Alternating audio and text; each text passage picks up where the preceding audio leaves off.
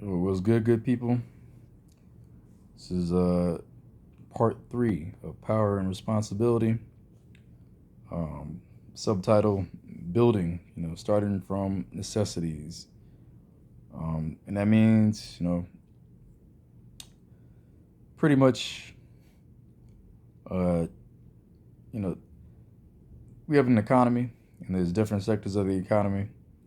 You got entertainment, music. You got media. You got I guess radio included on that. You got sports included in that, I guess. Then you'd have agriculture, economy. You got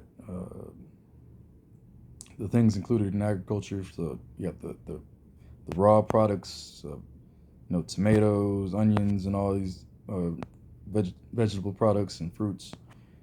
You got the byproducts of that.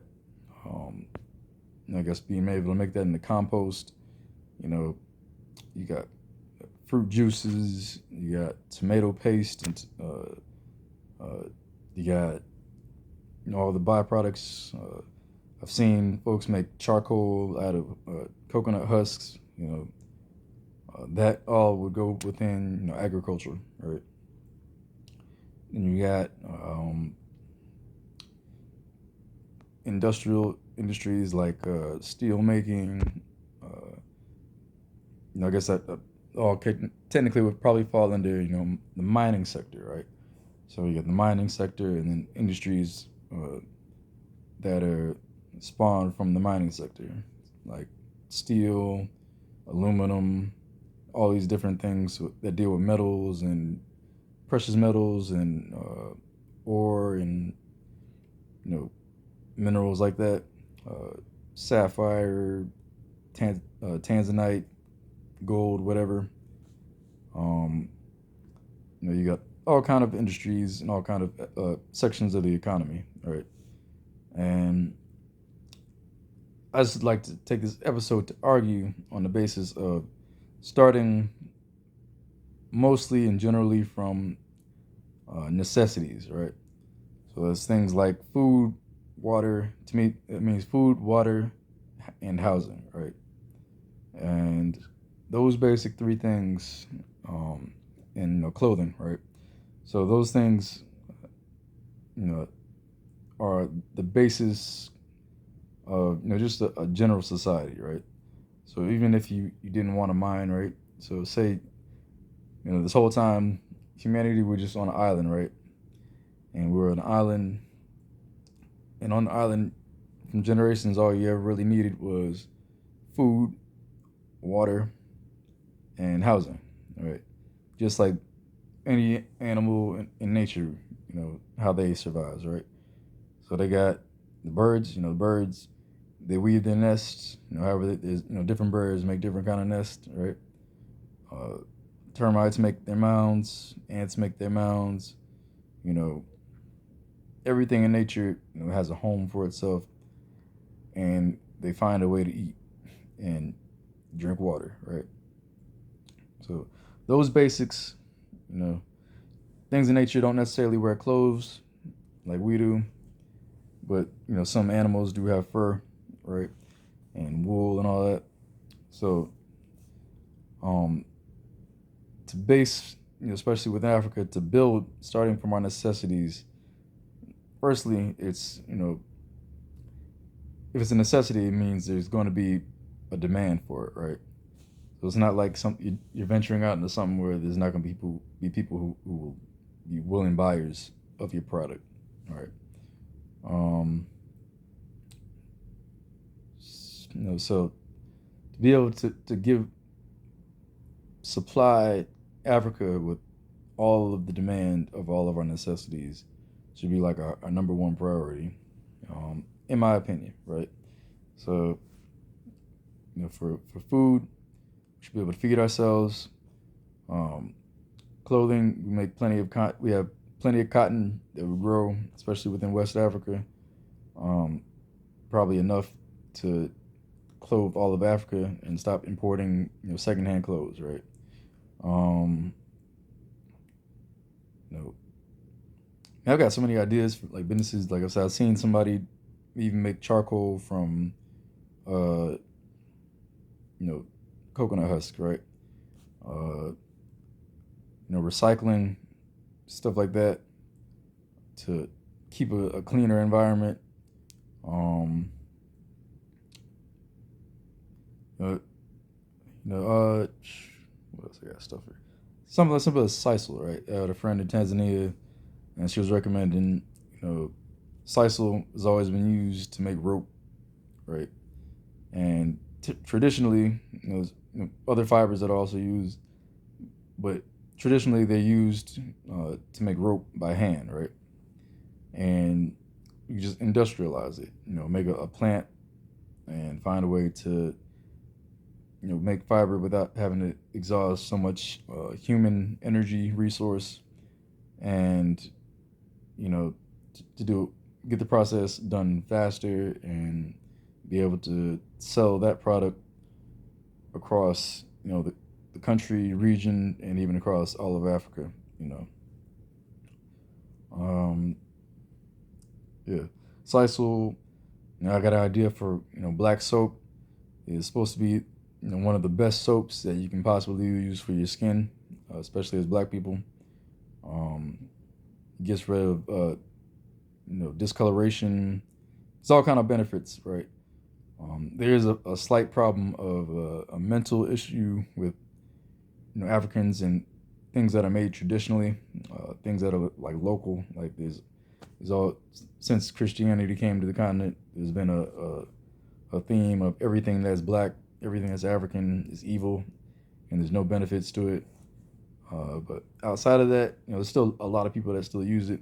To be able to industrialize that product of black soap and the production of it, and to be able to market it, hotels, um, whoever, to be able to sell and get rid of all this imports of Dove and whoever else, Pantene. It also makes very good shampoo, and I've used some like it. The way it lathers like really heavy, so you only need like a little bit of it, and it'll stretch like forever. Um, yeah. So all these stuff is just really basic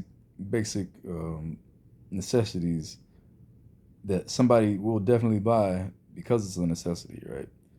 And we just got to get the government on board to promote it. Um, we definitely want to stop importing. Like in Nigeria, they wanted to float the naira, but it's hard to do that when you're on a bit import heavy economy, right? But if you're basing necessities, you're all producing it in house. Your food you're taking care of, your food from in house. You're taking care of your soap from in house. You're taking care of your water in house. All this stuff. You're building your own houses, right? That is gonna take care of having to import as much. We're building cars, like a lot of this stuff. Eventually, is gonna cause our currency to become stronger, just because it's the current we're using our own currencies to buy local products, right? So for the most part, you know, as far as I know, we're not asking people to pay dollars for stuff that we buy in house, right? Sometimes people might, like they'll generally, if you have dollars, they'll still accept it, but it's not like they're demanding it.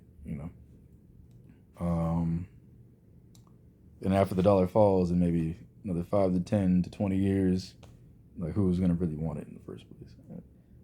Uh, that's my guesstimation.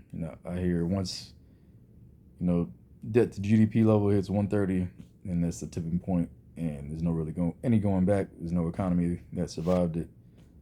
It always either hyperinflation is what it equals hyperinflation, and yeah. Um, Media is technically a necessity, right?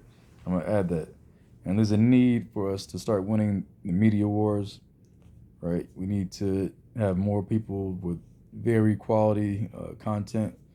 Um, I believe we have a lot of good content creators that we could probably just have folks link up and create media houses that are doing the same job as Fox and the British Broadcasting Company, CNN, all these major France 24, all these major foreign companies that are promoting their own narratives within Africa, and for us to be able to promote our own narratives within Africa. Hopefully, in a very pragmatic and efficient way, right? And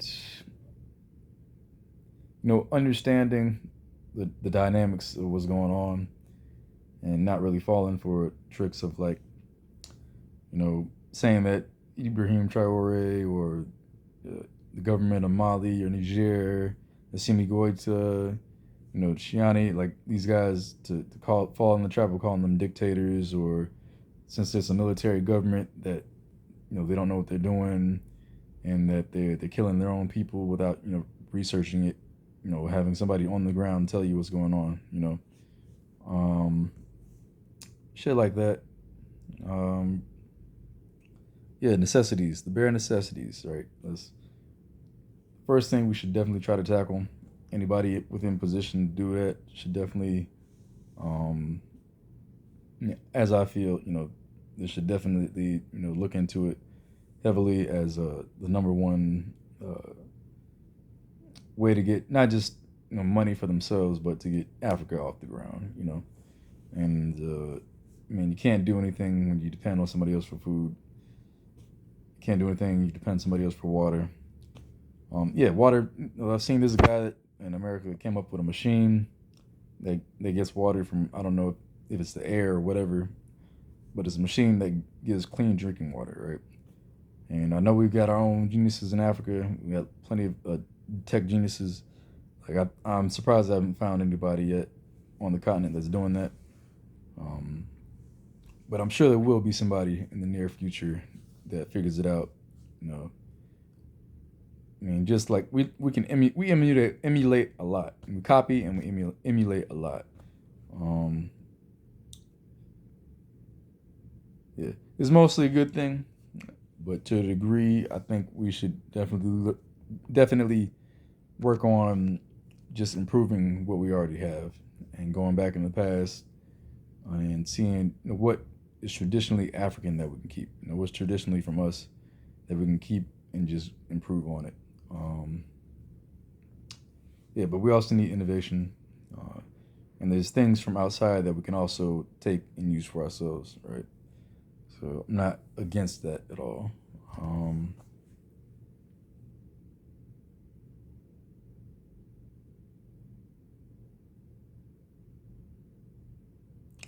Yeah, and that is it for I believe, the third part of power and responsibility. Um, yeah, still getting warmed up. Bear with me.